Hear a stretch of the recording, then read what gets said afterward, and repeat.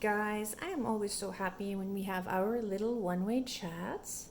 Okay, so I would like to explain the difference between inflation, disinflation, and deflation. So I'm just gonna choose numbers at random, and we're going to consider them per period. So you can think of it as per quarter or semi-annually or annually. It really doesn't matter. So we begin with 3%. So we have a CPI that translates to 3% increase in the cost of living. Then the next period, it's 3.2%. What is this?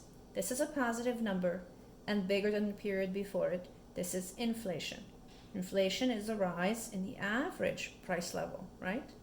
Then the period after that is a positive number, but smaller than the period before it. It's 2.5%. 2.5% shows a slow or a reduction, a slowness, a reduction in the rate of inflation. This is disinflation. Then you have a negative 1%. Notice this is a negative. When it's a negative, it is deflation, because the definition of deflation is a reduction in the price level as when it comes to its averages. Then you have plus 0.5%. This is positive and bigger than the period before it. This is rather inflation. Then you have positive, but less than the period before it. There's a slowness that we're seeing in the rate of growth.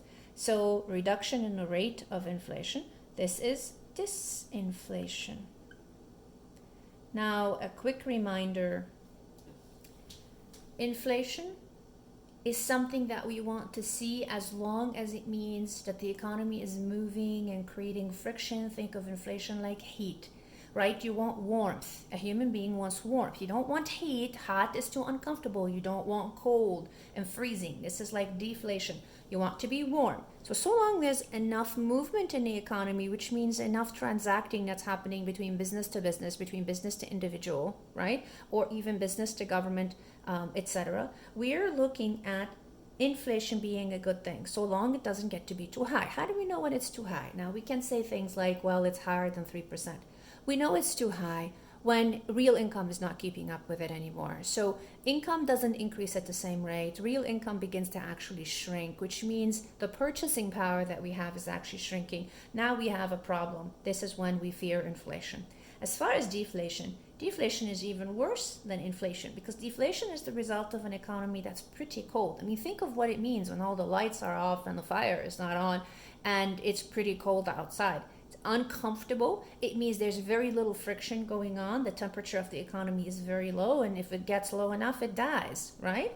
So we're looking at an economy here that's too high on unemployment, that's too low on income, that is too low on spending, that is too low on investment. So deflation is actually the worst of the two, the one that we fear even more. Neither is very good, though. What we would prefer is some sort of disinflation or some sort of mild inflation.